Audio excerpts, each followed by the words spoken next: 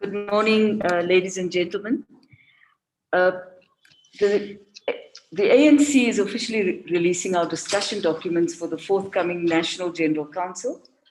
These documents are intended to trigger discussions and debates around a broad range of issues that confront the country and the movement.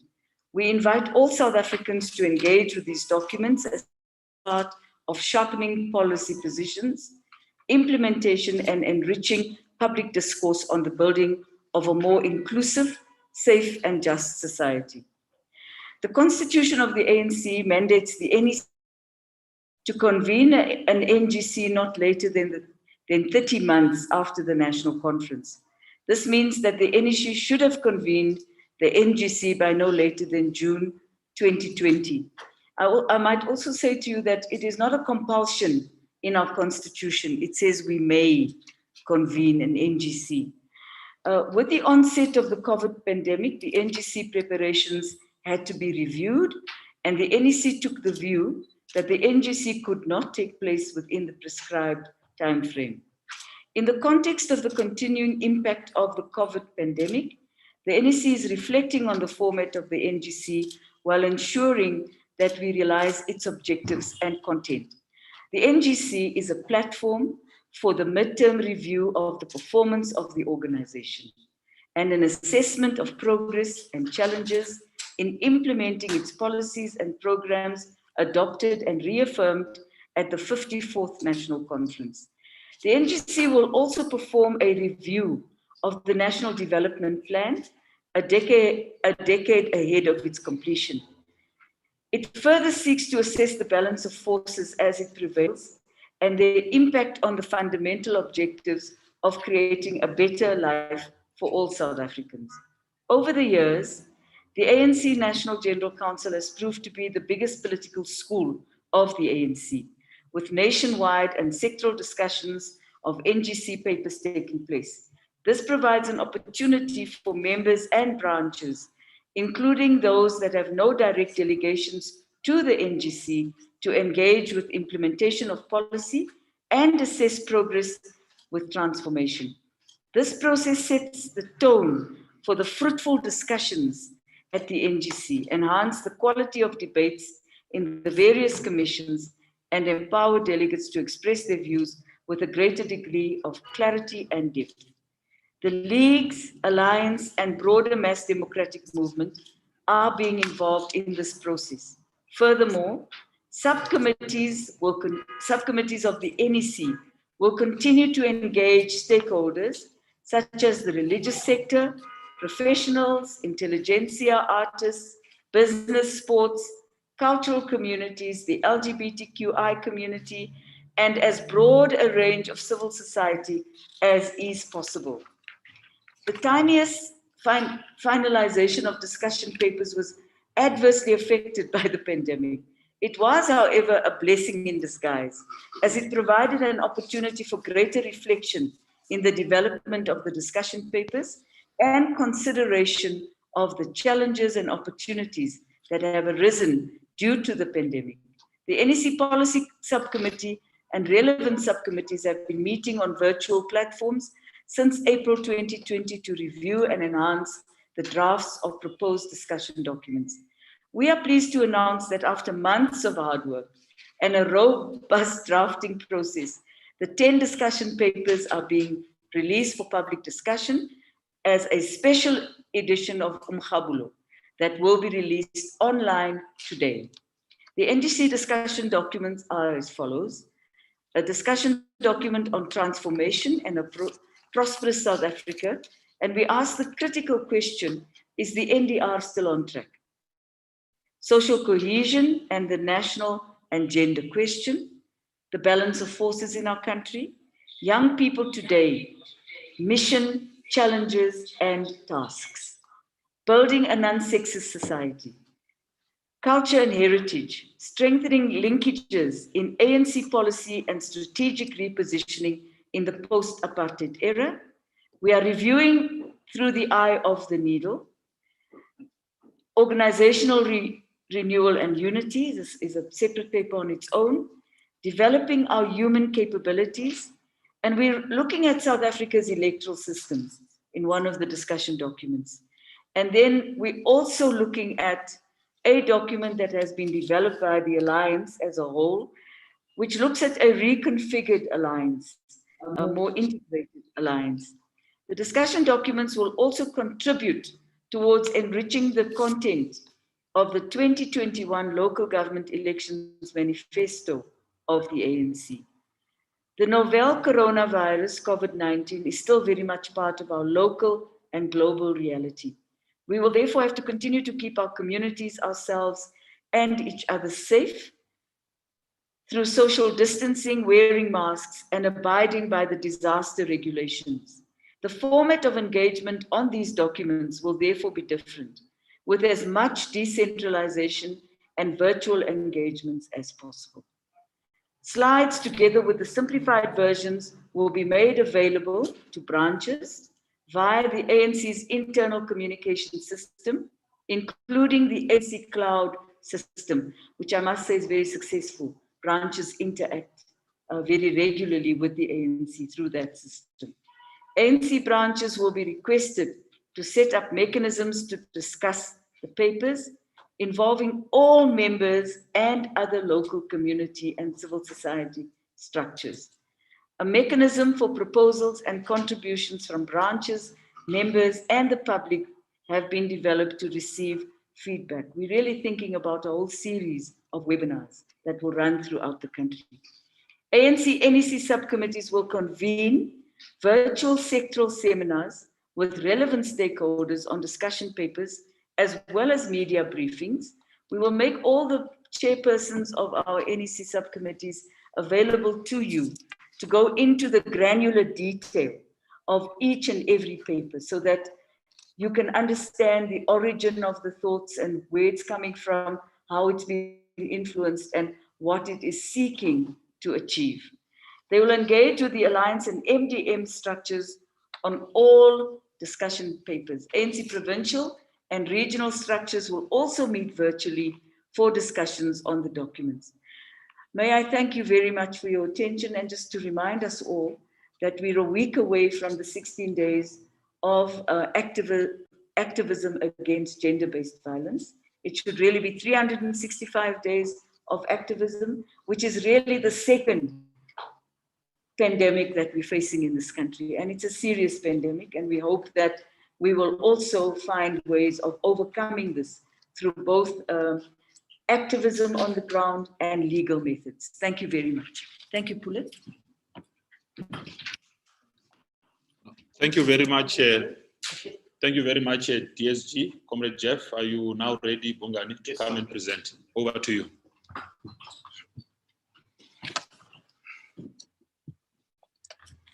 Thank you, Comrade Pule. I want to recognize the Deputy Secretary General and also welcome the members of the media.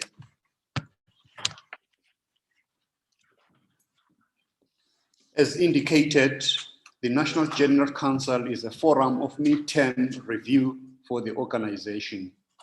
The NGC papers therefore set out to do exactly that, starting with the analysis of the balance of forces to look at what are the major trends, challenges, and opportunities since the 54th National Conference, so that we can understand the context and the environment in which we all operate. The papers that follow deal with key transformation issues such as economic transformation, social cohesion, culture and heritage, the national and gender question, the role of young people, the electoral system, and so forth, with a set of organizational papers paying particular attention to the key task of the renewal of the African National Congress. The intention with the NGC is not to adopt policy. That is the task of the policy and national conferences due in 2022. All the documents, therefore, guide ANC structures to help account for implementation and the impact of the resolutions from the 54th Conference. The list of papers contained in the special NGC Umkhabulo that we are launching today are as follows, and I will then give a brief overview of the contents of each. The list of these documents: balance of forces, international relations, economic transformation, and prosperous South Africa. Is the national democratic revolution still on track?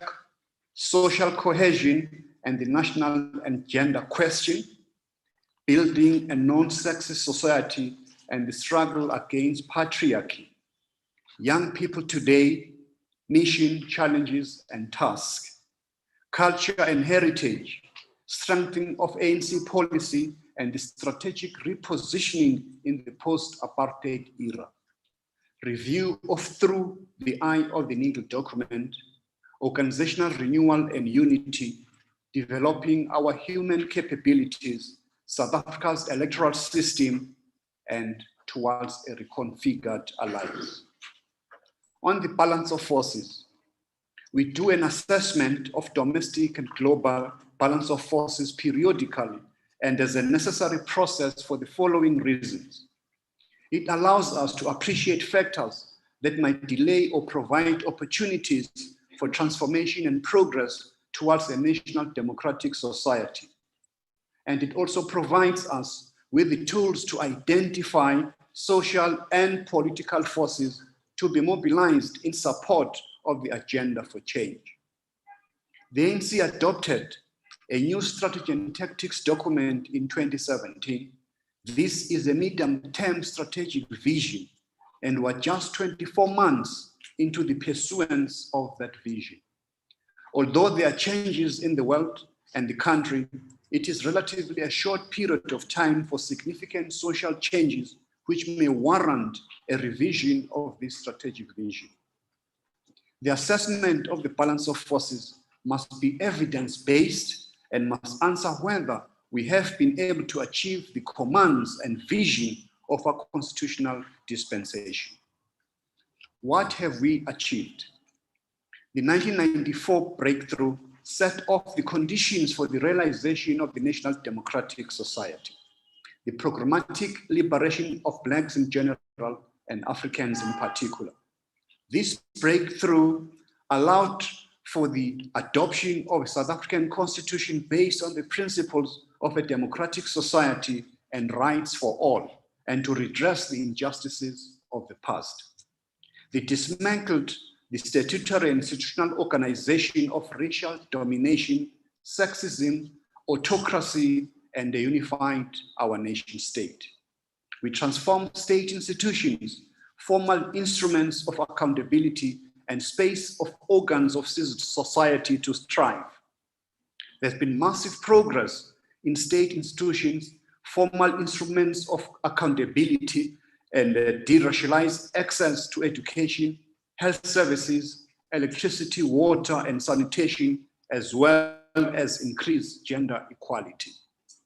However, 26 years to dismantle over 300 years of apartheid colonialism and patriarchy is but the beginning of that journey. The task for socio-economic emancipation, therefore, remains a work in progress.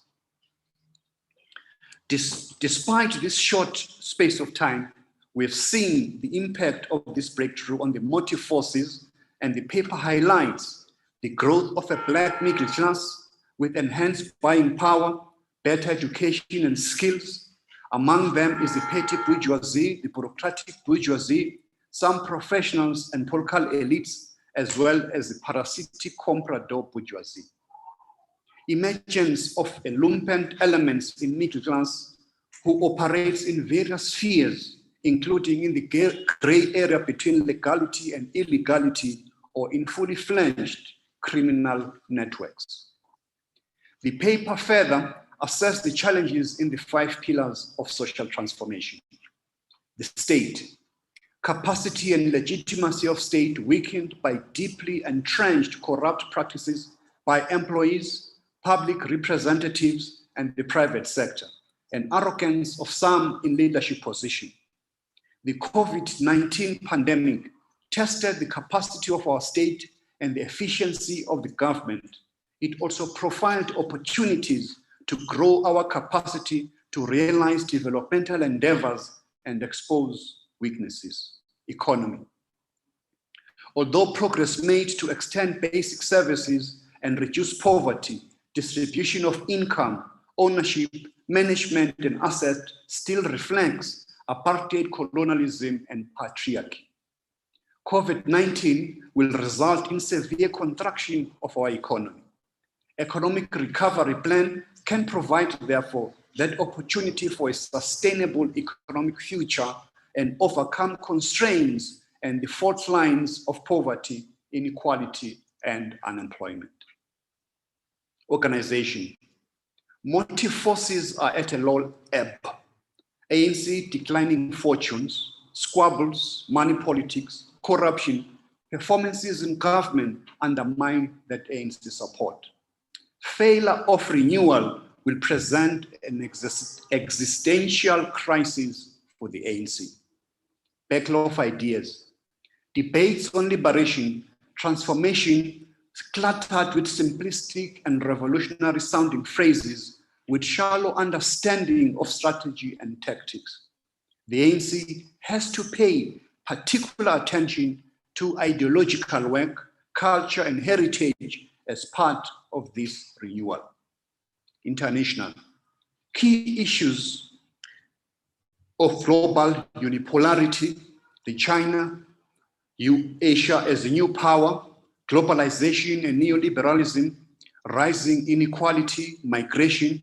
We need to build trade and security, global institutions.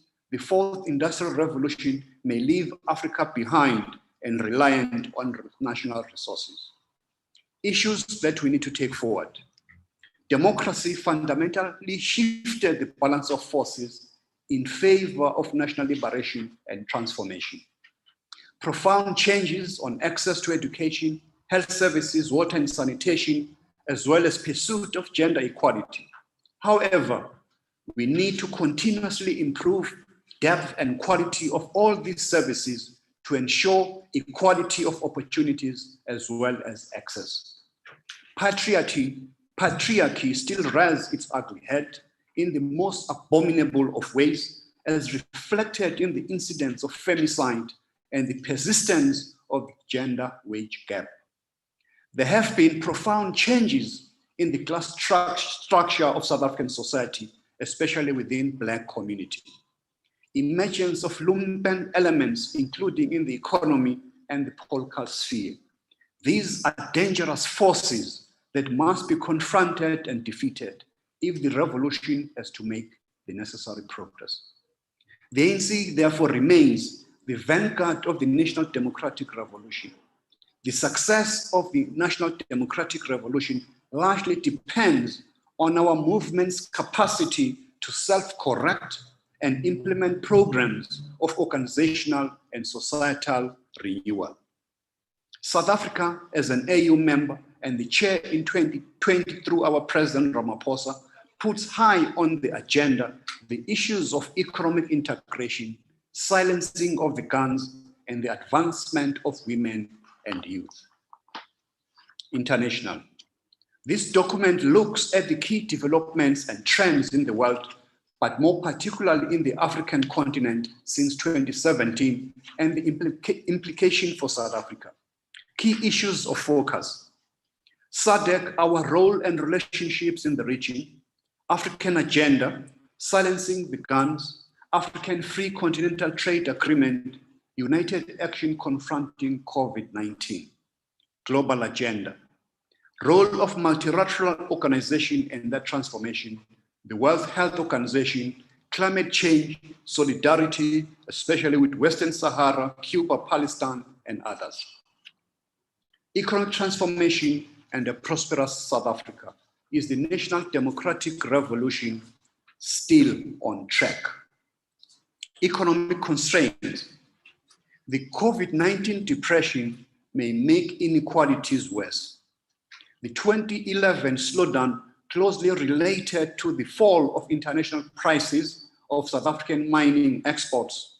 Domestic factors also contributed to this slowdown, such as the electricity supply grew more expensive and unreliable since 2008.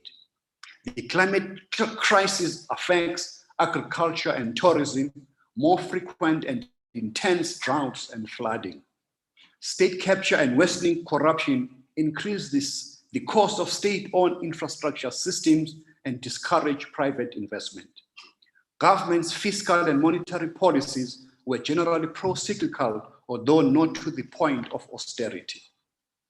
Deep inequalities and high joblessness led to contest over policy priorities and strategies which reduce private investment with investor uncertainty. Inequality and poverty limit demand for basic consumer products, making it difficult to develop labor-intensive manufacturing jobs. Various long-standing economic, legal, and social and political relationships encourage continued dependency on mining and discouraging growth in other sectors.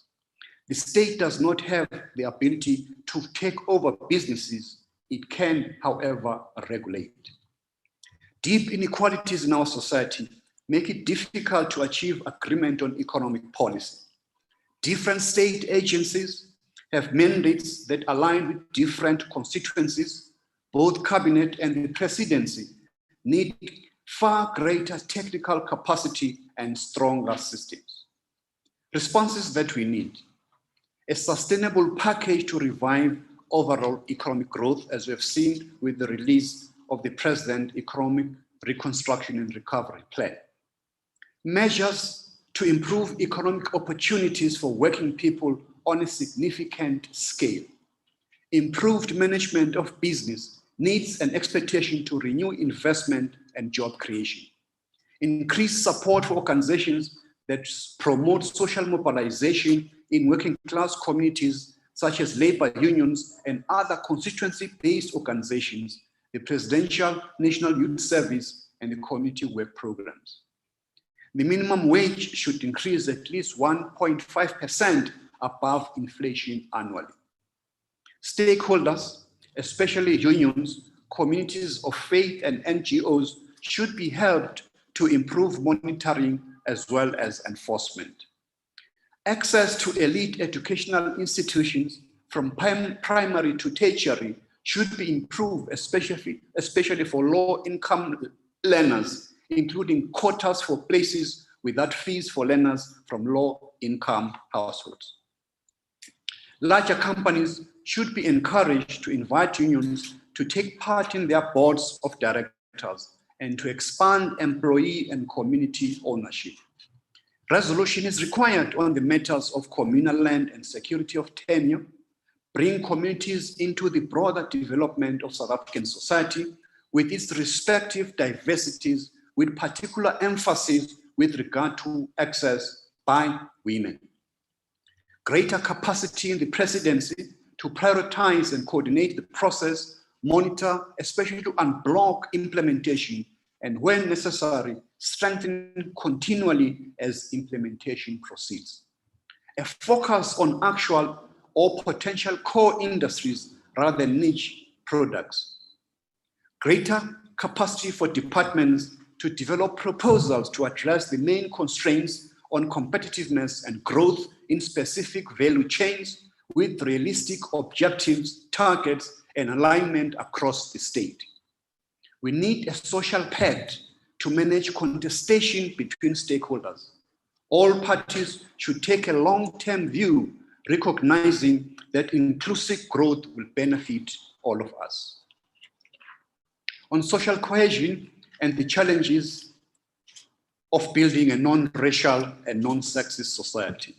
This paper provides an analysis of history and the challenges that we face today, global, political, and economic changes, and new COVID challenges. It traces ANC approaches to the national question, reconciliation, and gender equality. After 26 years of democracy, our society is still plagued by violence, racism, xenophobia, sexism. Our country remains divided and unequal. Poverty and inequality massively impact, especially on Black women and youth. We've made progress with laws and policies, representation, access to education, housing services, though little progress with youth unemployment and not enough with GBV and patriarchy. We lack sense of one South African nation with common challenges and united future. We're still divided with racial and ethnic identities and easily resort to violence, anger, and/or prejudice when conflict between groups. Won't overcome massive inequalities, poverty, and unemployment unless most of our society must be on board on this national project to build a united, non-racial, non-sexist, and prosperous South Africa, with the National Development Plan as the main plan. We need to face our fault lines, address lack of capacity to implement and to lead and unite our society, organizationally, morally, as well as tackling our weaknesses. We are having a declining electoral support as the ANC, and level of participation of youth and Black voters is a big concern. Our responses: the post-colonial, post-apartheid, post-1994, and post-COVID-19 sense of woundedness, which different parts of South Africa experience, requires the ANC and its government to act as healers in chief, so that we can confront these realities within a commitment to making our land a peaceful and prosperous one. No room for division in leadership. We need to help develop a national identity with cultural diversity, reigniting the RDP of the soul, and to celebrate progressive elements of our heritage. We need to build social compact with business, government, labor, and the unemployed on the basis of commitment to growing the economy, enabling an ethical and capable state, and providing a durable social net. The ANC-led government must consolidate the social compacting we've been seeing, especially in response to COVID-19. Social dialogue and conflict resolution require compromise and the conviction to communicate difficult decisions to our constituencies, decisions that may be unpopular in the short term, but they may lead to mutual benefit in the long term. At the center of social compact must be the involvement of our young people and the notion that we want them to inherit a better South Africa. We need to carve out a role for all sectors of society, civil society, intellectuals, traditional leaders, faith groups, youth, women, culture, arts, sports, LGBTQI+, people living with disabilities. Building a non-sexist society, the struggle against patriarchy. Progress since 1994 on women's rights, ownership of housing, access to services, closing the gender gap in education. Women today are majority in terms of those who complete high school and tertiary education. Reproductive rights, access to healthcare and contraceptive, as well as maternal and child healthcare. Women now have 44% of employed, but in lowest paying jobs. Women still a majority of poor and the unemployed in South Africa. In the last few years, young people drove widened definitions of oppression and discrimination and added more focus on rights to gender identity, sexual preference, and the rights of LGBTQI+, and the intersectionality of these rights. Gender-based violence, attitudes, and objectification of women, as well as role in family, representation in economy and politics, are symptoms of enduring patriarchy. New challenges like climate change and COVID highlight the vulnerability of our women to the impacts of all this disaster, as the poorest, most rural, and the responsible for children and care for elders, and the disabled, most indebted, and therefore least resilient. What needs to be done?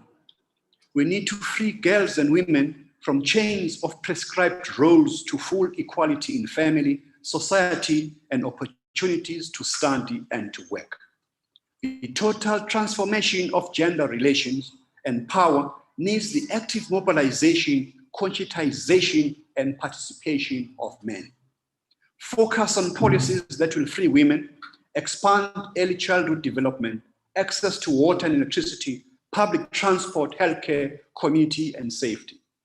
We need to actively include women in all consultation, community-based and sectoral approach. Strengthening the capacity of ANC, its government and civil society for gender mainstreaming, gender responsive planning, budgeting, monitoring, evaluation, and auditing. Prioritize economic participation in jobs, health, education, housing and land tenure, sexual and reproductive health, land ownership and tenure, gender-based violence, and stereotypes. We need to identify issues that need specific interventions around issues of women's participation in sectors like engineering, women and land ownership, harmful religious and cultural practices, GBV, and consult and form partnership with stakeholders to find solutions. We need to build and strengthen international partnerships with other countries and local organizations. On youth, this paper indicates that the majority of our population and large percentage of the voting constituencies are young people under the age of 35. The future of the ANC, therefore, depends on its ability to create a young support base. Young people vary according to class, race, gender, education, rural, urban, political exposure. We therefore need to identify politics as become more popular than bigger view change as systemic. Youth who are politically active are broadly divided into the more left or woke youth, as we have seen with the Fees Must Fall and others. Young people did not experience apartheid and therefore have no automatic loyalty to the liberation movement. Inequalities in our society based on race have led to the rejection of the notion of a rainbow nation concept by many young people and perceptions of the 1994 sellout. Rise of young, black and radical feminists who organized to emancipate women and defeat patriarchy system of male dominance. Young people are very clear on issues that affect them and have strong ideas on solutions.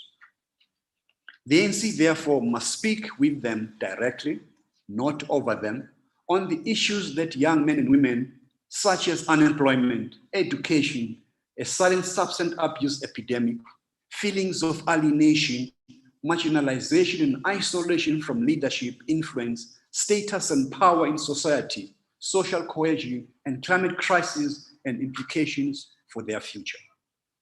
ANC is losing support among students and intellectuals, as well as urban youth, not attractive to them. Young people's perception of the ANC and government is growing negative, and their view is that government and the ANC is not taking young people seriously and lack representation of youth in leadership dominated by older people and an organization with corrupt patronage network and gatekeeping. Issues for the NGC. We need to take swift steps towards organizational renewal, not just for current generation, but also as an investment into the future. We need to address issues affecting young people and revive the ANC Youth League as an organizing force for changes that are being faced by young people. We need to get the support of young people. ANC needs to govern effectively with integrity, honesty, deliver services to people, and be honest about failures. We need to reconsider how we organize members, supporters, and relate to civil society. We need to reach out to young people in their spaces on the issues that they care about. We need to organize and work with them, respect their input, encourage their leadership, increase influence and participation of young people in decisions and policies that affect them. We need to support progressive causes that are being pursued by young people. Arts and culture, linkages of ANC policy and strategic repositioning. Since democracy, we focus mainly on political, social, and economic policy and strategy issues, leaving arts, culture, and heritage behind. ANC's position on culture and heritage during the transition period has mainly been ad hoc, tentative, and poorly expressed in its policy documents. Uncertainty over ANC's intellectual property rights to modes of its own material. Some of the flagship projects that we have identified, the Southern African Liberation Heritage Route, as a symbolic appreciation of the SADC frontline state support in the struggle, and also provide story of solidarity amongst various liberation movements. Liberation Memorial Multipurpose Center to accommodate all liberation material and become a learning and research center and a point of collecting and coordinating repatriated liberation archives. So we're very happy to see last night the opening, the Thabo Mbeki Memorial Library that was unveiled last night. Establishment of a national heroes acre to memorialize all those who fought against colonialism and apartheid. Our attention, we need the repatriation policy for mortal remains of South Africans abroad and those in the country to be brought to their places of birth. Archives policy must support the return of archival material scattered throughout the world. We need to give direction to access, use, and intellectual property rights. Indigenous knowledge system and language policy to develop and promote that project of indigenous knowledge systems from health, agriculture, craft, and home consumer industries and indigenous languages, and promoting and mainstreaming the policy of Ubuntu. On organizational renewal, warning signs of the sins of incumbency since 1997, but we have reached a critical point where it poses a challenge to the very character of the ANC, an existential crisis. Our last conference in Nazareth identified two sets of problems: distant, inward-looking ANC, unable to be agents of change and connect with our communities, the motive forces, out of touch with constituency, members and leaders not schooled in ANC values and goals. This is reflected in the ANC's declining electoral support and standing in society. ANC increasingly losing credibility and trust because of performance in delivering a better life for all. With corruption and state capture, we are not seen to be managing state resources for the benefit of our people effectively, efficiently, and economically. Although we are committed to building a development state as an instrument of transformation, our people are beginning to doubt whether the ANC still has good plans to create jobs and change the economy. On the existential crisis, there is a realization that unless we renew the ANC, its very character, politics, and values that make it the African National Congress of years is in grave danger. Two possible scenarios. We may become so weakened that the ANC is just by one of those forces in South African polity, rather than the leader and major role player that it has occupied for almost 109 years. Fragmentation of the polity, forced into coalitions or opposition. But was still a major and even leading force. But the unity of purpose, of values and standing is compromised to such an extent that the very character as a people's movement, a disciplined force of the left, an agent of change, a thing of the past. And it veers between populism, reaction, and conservatism, maintaining the status quo and presiding over a failed transition. What are the core tasks to reverse this? We need to represent and organize and mobilize communities and the motive forces and win their support and elections. To win and use state power by building a capable developmental state to better the lives of our people and advance towards the national democratic society. We need to make policies with broad support for them, implement them through the state, and monitor implementation and the impact on our people and transformation. To transform society through our programs, values our integrity, exemplary leadership in society by winning the battle of ideas in a convincing manner.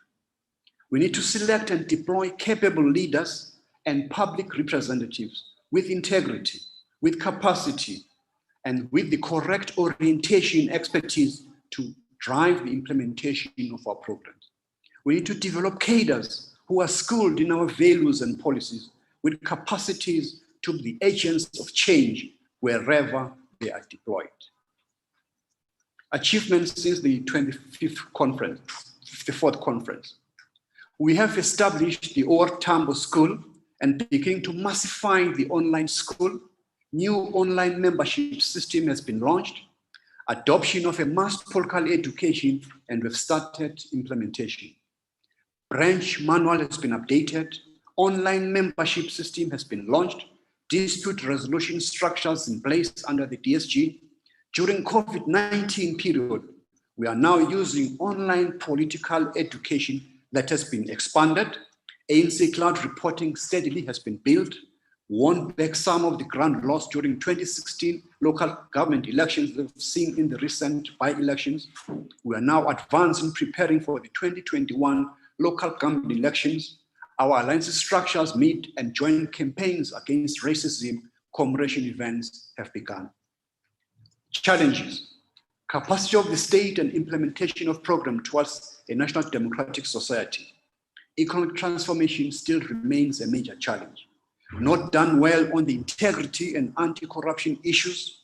Exposure of corruption through Auditor General's report, may his soul rest in peace. Zondo Commission, both real and perception. ANC is being perceived as being soft on some of these issues. What has to be done? We need a decade-long sustained program of renewal and implement the 54th conference resolution, vision of a renewed ANC, address leadership commitment and critical mass for renewal, tackle and draw line in the sand against corruption, reform of leadership selection processes, accountability and performance framework, review task and role of leadership collectives, membership system and recruitment. Reviewing through the eye of the NGC document. This document indicates that the ANC has grown massively in membership as well as in experience, and yet we have failed to improve the quality of our cadres in government and the organization. Conditions in our society, government and ANC are much more challenging. Negative behavior is growing. If we want faster progress in transformation of our society, we need much better capacity to lead and manage the state and the organization. The purpose of this renewal process is to redefine how we find the best cadres to lead us and remain a revolutionary vehicle to build a united, non-racial, non-sexist, democratic, and prosperous South Africa. Challenges. It has become very easy to become a leader in the ANC. Depends on the slate process and loyal to affection. There is a lack of revolutionary morality and good ethics, and many disregard our core values. The sins of incumbency are affecting us, being in power for so long that we take power and people's support for granted with arrogance, nepotism, factionalism, and corruption. Political opportunists have infiltrated and seized certain parts of the organization, driven by their own careers and need for power and access to resources. This organization is in crisis and has difficult choices to make. Either let the downward spiral continue till we reach and hit rock bottom, or take a decisive, sharp turn upwards and work towards a new beginning. What is to be done? The ANC needs to recommit itself to the revolutionary morals and ethics, the values, the culture, and the character and identity of the African National Congress. We must root out the rot within the organization and get rid of rogue, corrupt, and counter-revolutionary elements and adopt a practical framework to renew and regenerate the ANC. All structures should discuss changes to the eye of the NGC document related to the kind of leaders we need. The principles we should follow when electing leaders to include all forms of patronage, as well as use of money in the lobbying process? What should the attitude of the ANC be on all these negative issues? How can we modernize selection and election criteria and processes? Building human capabilities. The document indicates that the critical task of ongoing transformation, 26 years of democracy, is the investments that we make in human capabilities. Our problems still run deep, as the RDP said in 1994. South Africa is the most unequal society in the world. Unemployment rate has increased from about 7% in the mid-1970s to 13% in mid-1990s and 25% in the late 2000s and to more than 29% in 2019. 13.1% of our households are still living in informal dwellings. Our population, though, has increased by 1.3% per annum over the period 2002 to 2018. The number of households increased by 2.4% per annum over the same period. More than one quarter, which is 25.7% of households consisted of a single person, while 62% of households contained 3 or fewer members. Life expectancy at birth, whilst on the increase, is at similar levels of 1990 at 63.9 years. Child malnutrition rate is even worse than countries such as Ghana, China, and Chile. Challenges. Gross national income per capita for females and males has declined between 2014 and 2018. 2/3 of learners attend no-fee schools, but lack money still contributes to the dropout rate. Household connected to electricity has improved from 76.7% in 2002 to 84.7% in 2018, with a decrease in the use of wood 20% to 7.7%, and paraffin from 16.1% to 3.1% over the same period. Provision of water slowed down notably after 2014.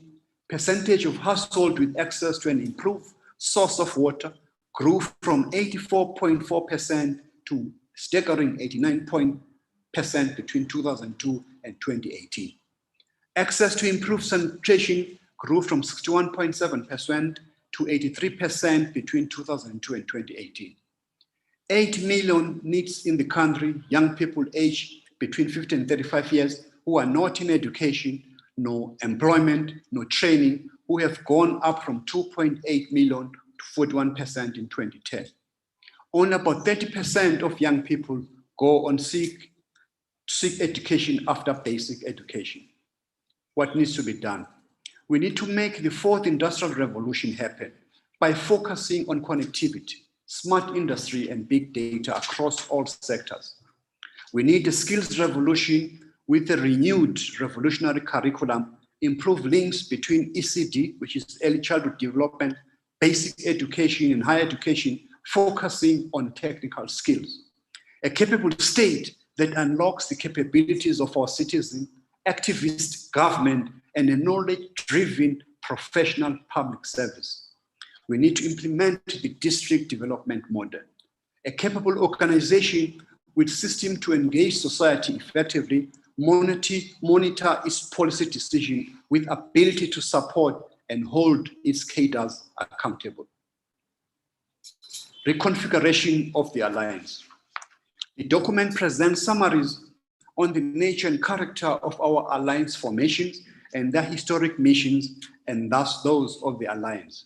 It also gives a common program of working for transformation of our country into a national democratic society. Structural reconfiguration of alliance and different options for consensus seeking. Electoral system reform. This paper looks at the implications of constitutional court judgment, the evolution of our electoral system, and the constitutional provisions, the options for synchronized elections, including looking back to the recommendations of the Slabed Commission. A festival of ideas. This special edition of Mkhabulo that we are releasing today, with the detailed papers for ANC analysis structures, as well as to the public. We are also giving analysis and engagement from ANC structures across the country, as the DSG has outlined. Also deliberate on programs and engagements with various sectoral formations and groups across the country. Also, it's a mechanism for proposals and contributions from branches will be set up on the cloud and processed by our drafting teams. All sectors and South Africans are invited to be part of this festival of ideas. I thank you. I hope I didn't give you a slot death by PowerPoint presentation.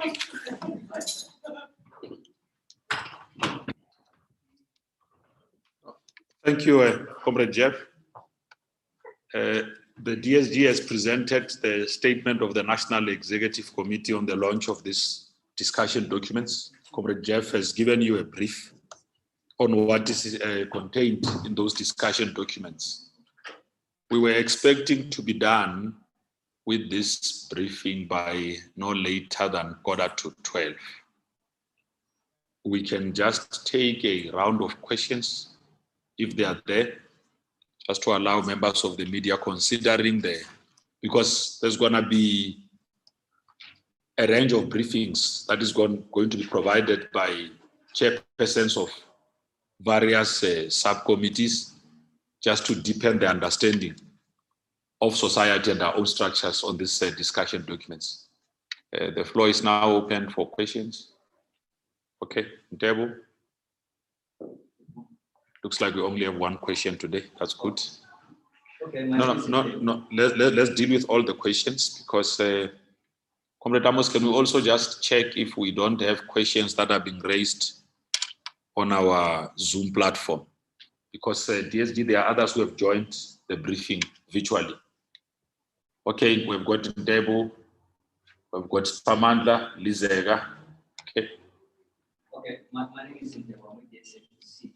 Pardon me if I missed it, but I wish I could know when exactly are you going to have the NGC? But because I didn't hear that, I didn't see it in the statement.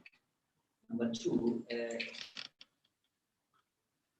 this document, I've read it as the head of policy was reading it. I mean, I followed everything.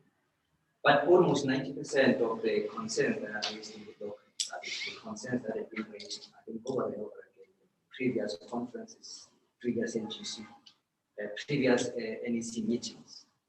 For instance, I mean, the social distance between the motive forces and the leadership, corruption, young people not being organized, even today, the ANC not having the ANC week. What difference will the NGC bring to the ANC in terms of addressing all the challenges that have been raised here in this document? The challenges that have been raised in previous ANC meetings, previous conferences, that the ANC failed to, or maybe couldn't address over those previous meetings. What difference will the NGC make? Okay. Spamandla. Spamandla from ANC, I'm hardly covered. Let me just get some of the things that I'm looking at. I see the statement and the documents are focusing much on young people, something that has been said before. But from that, you keep alluding to one of the things that has been said by young people, they don't identify with the leadership of the ANC. They don't feel represented in the leadership of the ANC. They say they are being led by old people. So use that phrase, but that's what is being said. Is the ANC seriously considering having young people as part of their top leadership structure? The ANC, the top leadership of the ANC. That's number one. On the issue of corruption, which has been covered before, maybe you touch on the issue of the zone commission as well. Can you tell us your comment on what happened with your former president there, walking out of the zone commission? If you will, please. PSK need to take nudges. I saw a letter that is sent to the by you requesting lawyers and professionals to assist in the prosecution of apartheid and crimes. Have you lost faith in the NPA to prosecute those crimes? Okay. Lizera. I just wanted to find out in the discussion document if you did touch on monies that are used in campaigns in internal companies and how you regulate that, how you police that. I also wanted to find out from you, I think my question. But just to find out if the Integrity Commission, you say in the document that the Integrity Commission must be, the recommendations must be respected. But I just want to find out, I mean, this is something that you have been saying, you say that you can say Nazareth conference. What is there that can change? Is there anything that you have in this discussion document to propel a change in how you treat your Integrity Commission? And also the role of Black lawyers in your fight now to privately prosecute the apartheid suspects everywhere. Can you tell me, I spoke to Black lawyers yesterday. So, Lisa, I don't want to stop you, but I was going to request that we try and ask questions that are related to policy discussion documents. And I'll tell you why I'm saying that. Because a possibility exists that other journalists may also want to ask questions that were not part of the discussion documents. And that will then overshadow, because the ANC convened this press conference for a specific purpose. It wants to elevate its policy documents, please. Yes, I don't want to take away your right to ask questions, but we had convened this briefing for a specific purpose. Are we covered? Newsroom? Okay. Bongani and DSG.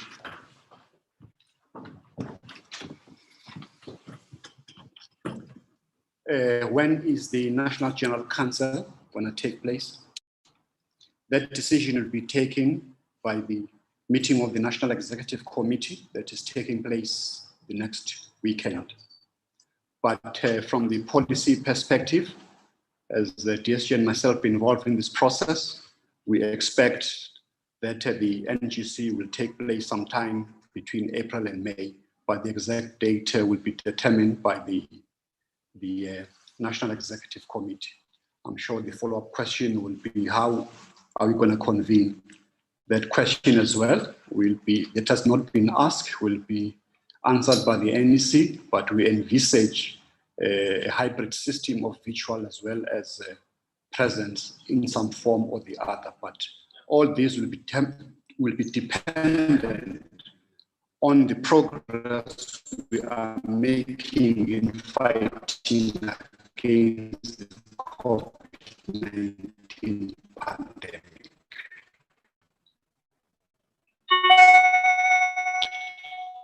It is correct that many of these issues have been raised previously. Is that there is a broad commitment from the ANC to deal. I think the waking call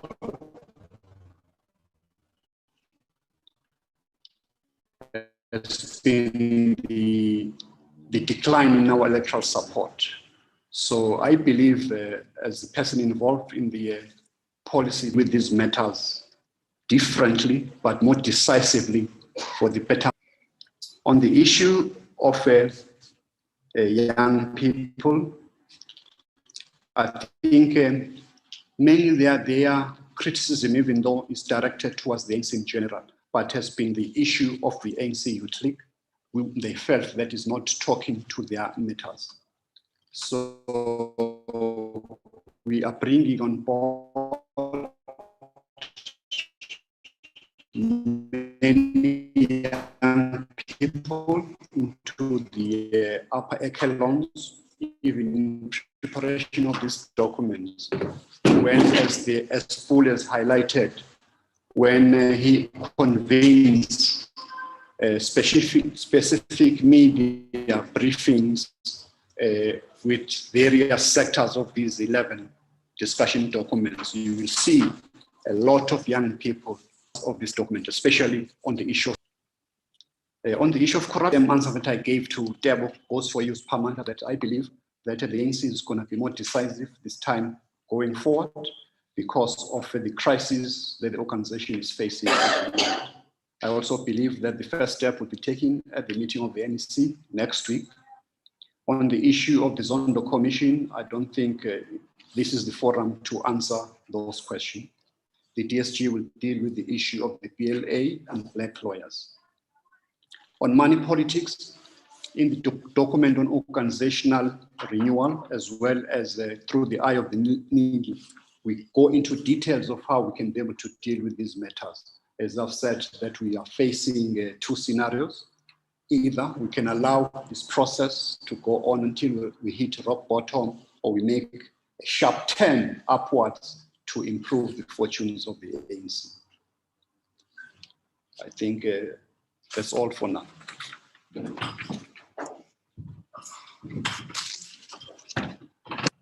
Thank you very much. A few months ago, we met with the Foundation for Human Rights, represented by Yasmin Suka and Hanif Valley.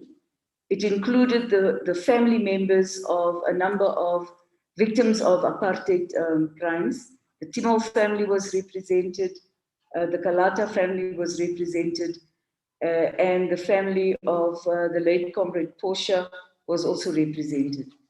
These families told us that they have struggled on their own to bring the cases of their individual family members to the courts, and they've used their own personal funds in most cases. The foundation itself has tried to raise money for these court cases.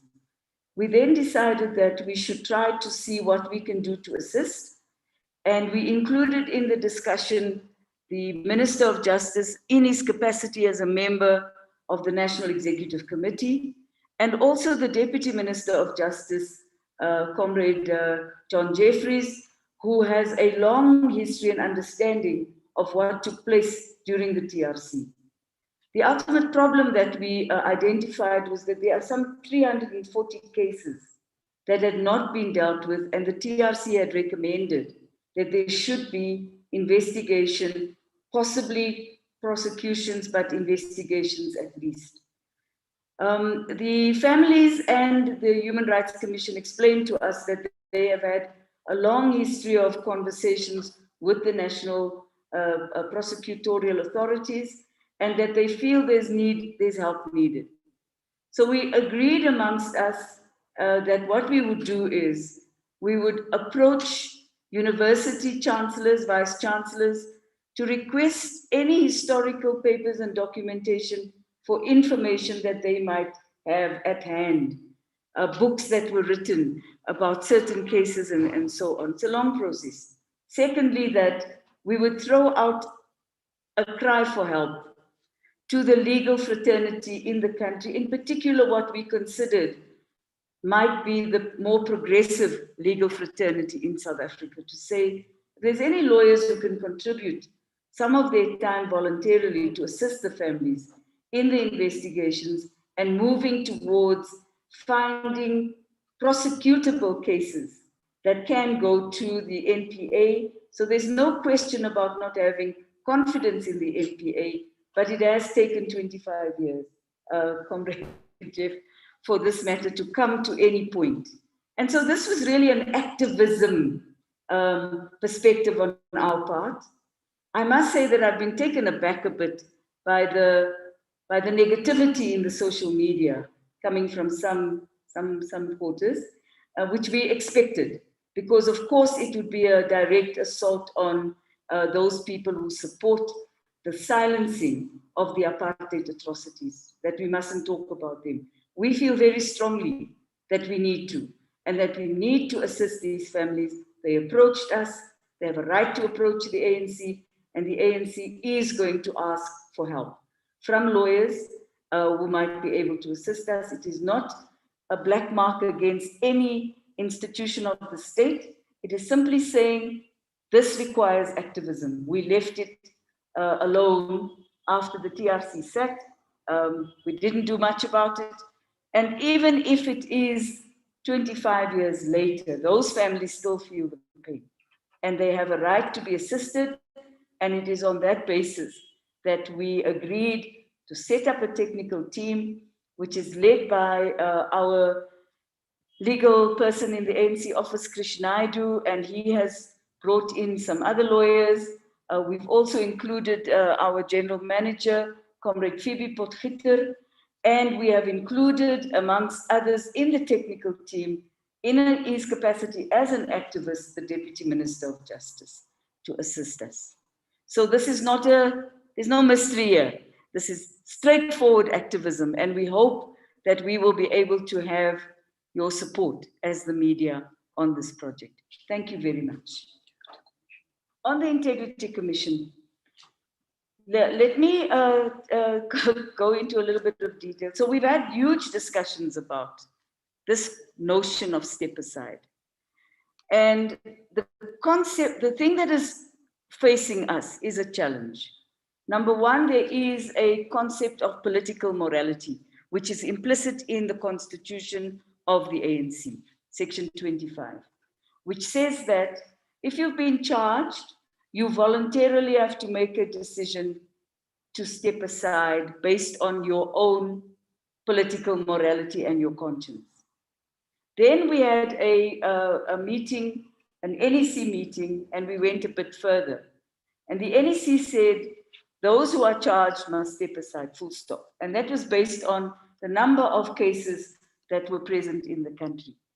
But what then happens is people go to court. And the courts, for example, in the VBS matter, which is very famous, as you know, in that matter, the courts decide that the names of the people that had stepped aside must be struck from the document, which was the original document that was used by the Integrity Commission of the ANC to ask them to step aside, which was a South African Reserve Bank report. Names are struck off. This puts us in a bit of a problem. In KZN, 2 people step aside. One is accused of murder. The case is thrown out of court, but he has already stepped aside. Another person is accused of corruption. There's a huge investigation. He's also asked to step aside, but there's no charge from the authorities against him.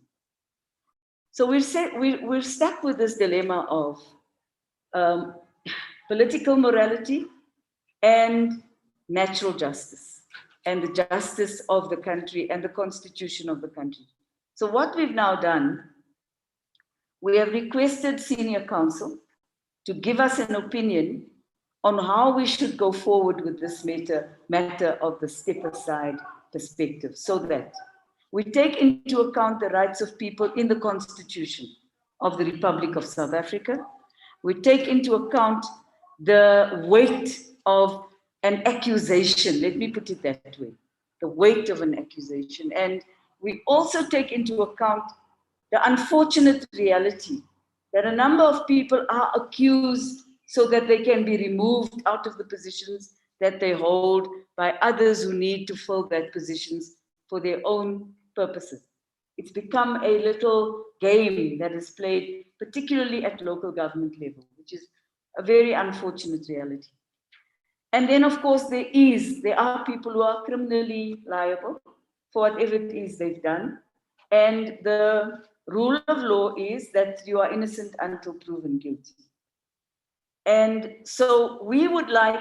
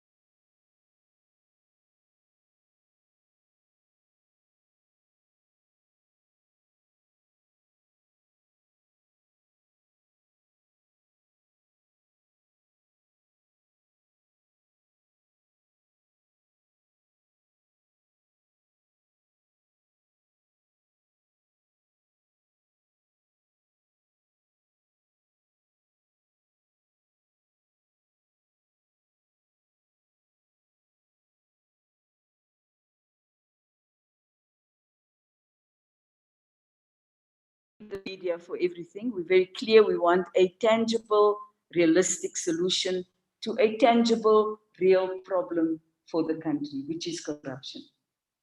And I also want to say that it's really the ANC that pushes out corruption. It's the ANC-led government that is pushing it out. It is making sure that people are taken to court properly. What we worry about is losing the cases because of a maladministration, both on the part of the ANC, the accusers, and the fact that the person has rights in the Constitution. And that is a difficult matter. And we're tired of the concept that it's like an ongoing, it's a hay bale. You push it and it just keeps picking up dry grass, but there's no end in sight. So we want at the NEC, the last NEC of this year, this will be the discussion. It will be a big discussion. It will be a difficult discussion. Let me say that to you. It will be a discussion that is based on very good, very senior silk advice in the country. We've asked advice from the best. And we believe that that advice is solid. And that is what we will present to the NEC in first or second week of November. I don't know if Comrade Jeff would like to add to that as a former Minister of Justice. No, what is the advice? No, unfortunately, we're not going to tell you. Because we would like to provide that advice to the National Executive Committee before we tell you about it. We need to go into this with sober minds. We need to go into this without the rah-rah-rah of factionalism and with the opinionated perspectives. We need to go with the purity of thought that only a good silk can give you in this country. And we have those. And I can assure you, we now have the document, and we will present it to the NEC. And I'm going to ask you not to pursue us on this, because I'm not going to answer you, and I'm not going to be forced to divulge what I haven't had an opportunity correctly to tell the National Executive. Thank you very much. How much will you pay for it?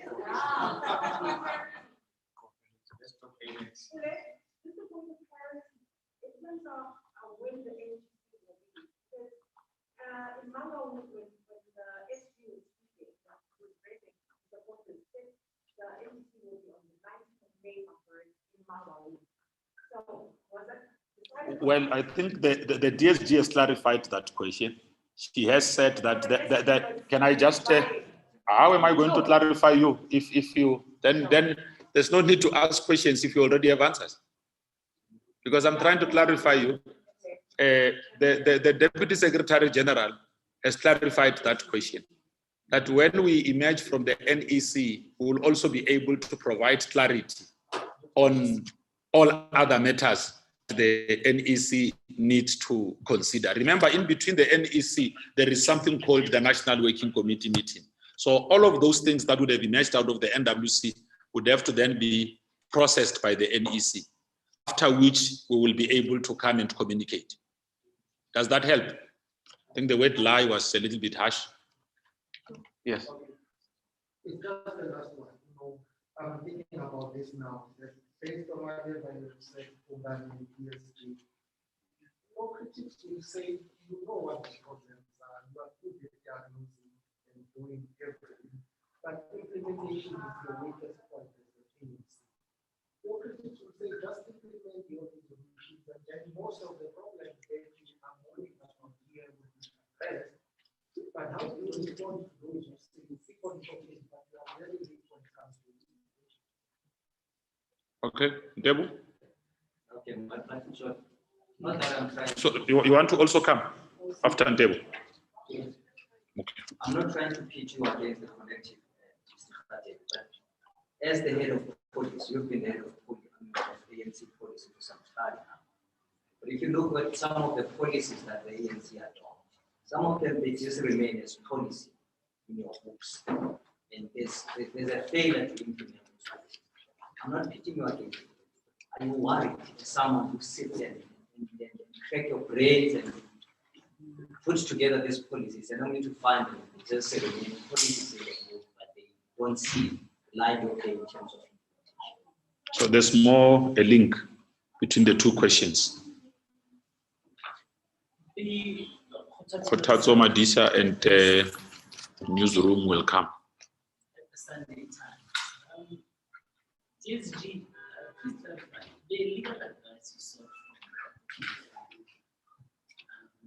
Is it, would you say it's essentially, or does it not? Kotatso, I'm just going to cut because I did say I would have been unfair to others. I did say that the questions must link to the NGC documents. May I just say, I'm just going to say that I'm not going to address you on the legal advice that we got. And I'm going to request you humbly to respect that. I think as an organization, we have rights as well to take legal advice, to take that advice to our principals, to discuss them. There might be different views. They might even send us for more legal advice. We don't know. But we're asking you to please respect that, so that we are not asked here to tell you what the legal advice is. I know you'll pay somebody for it, but that's your morality that must be corrected. No, it is not an accusation. Anton Harber's book is out. It was published last night. So okay, Kotatso, I'm sure. Okay, comrades, can I just say this with what the DSG has raised? When we come out of the NEC and there are issues that we need to convey to the media, like we normally do, we'll call a briefing and update you on those. And that today we try and limit ourselves really to the NGC discussion documents. Yes. From Newsroom Africa, mine is to say whether or not the leadership of the ANC, especially for chairs and head of policy, whether you find that there's a reluctance by some of your cronies and government to implement ANC policies, because we're comparing the divisions of the party, people continuously accuse the government under the leadership of President Cyril Ramaphosa of not wanting to implement the resolutions of the 54th National Conference. So do you sense a reluctance by some, if not all, of your ANC deployees in government? Okay. DSG and Comrade Jeff.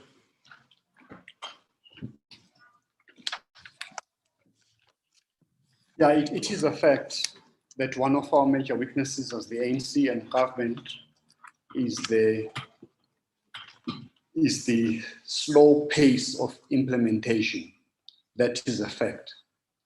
That is why from 2009, government established a department called Department of Planning, Monitoring and Evaluation to deal precisely with that.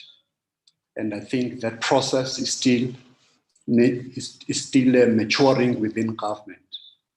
The other weakness is here at Lutuli House, where because of lack of resources, we have not yet developed a capacity from the ANC perspective to monitor the implementation of our resolutions, especially those that are in government. I think it has become evident, therefore, that through the SGO's office, that we need to increase that capacity. But having said that, it should not be construed as if all policies of the ANC are never implemented.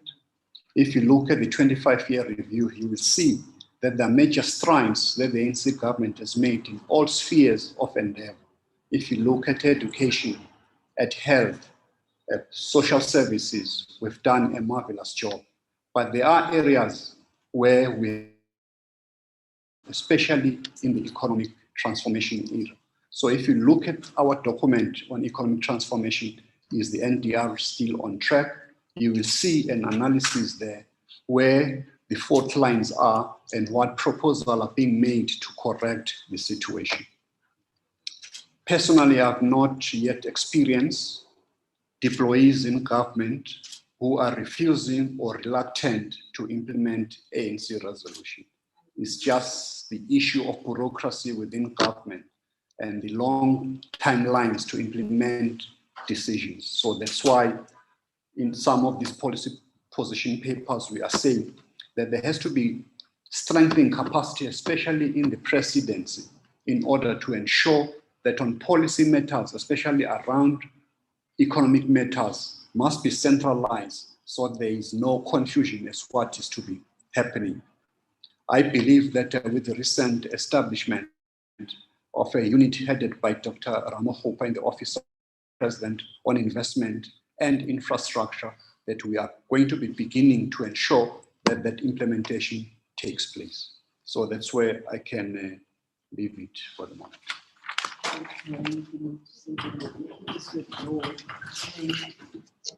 I'd like to withdraw my comment about payment, but you did say you'll get it anyway. So I think that, there's also a worrying factor that information must be reliable in your hands, as it must be reliable in our hands. Our information is reliable. We have a silk, a very senior silk who gave us an opinion. We will take that to the NEC. If you get the document by whichever means you might get it, please understand that the hope we have is that it is not distorted into something which is not intended for. So we would like freedom to discuss it. On the issue of implementation, we identify the lack of agility in the state as a key problem for the implementation process. Two issues. The lack of agility also brings about a sense of not utilizing the resources of the state optimally to implement the resolutions of the ANC. But remember, we govern in a multi-party democracy. We're not a single-party state. We govern in a multi-party democracy, and very often the length of time it takes to get something actually passed via a budget is too long. That is one of the issues that we think is problematic. And secondly, a review of tenders and how they work, and whether the Gauteng system of an open tender is the best mechanism to go, or others. So all of these matters will be reviewed when we talk about the capacity of the state, and we do address it in that paper, because the capacity of the state is critical for the length of time that it takes to implement a decision. The restructuring of our economy is a critical must-do. We can't afford not to restructure the structure of our economy.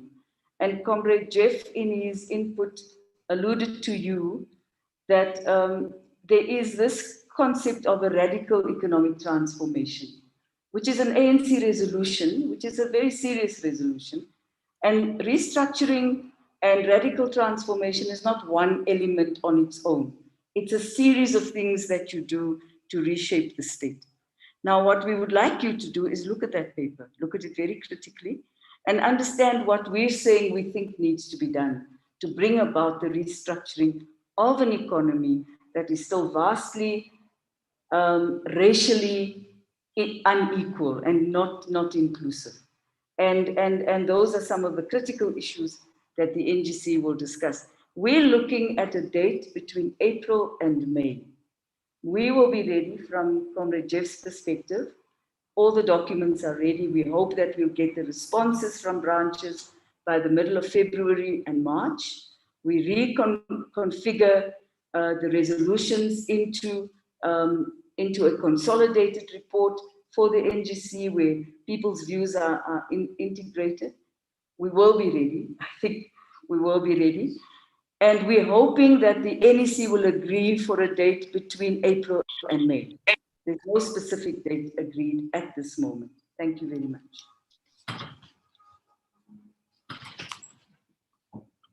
Okay, no, thank you very much, comrades, members of the media. The documents are now available on our ANC 1912 portal. We've also distributed it widely on our social media platforms. We also have shared with the media as well to just make sure that there is correct and accurate reporting on this. We'll be publishing a calendar of the different briefing sessions that will be happening around the policy discussion, the NGC discussion documents. And we hope that the media will be with us to enrich popular understanding of those by our people on the ground. Thank you very much.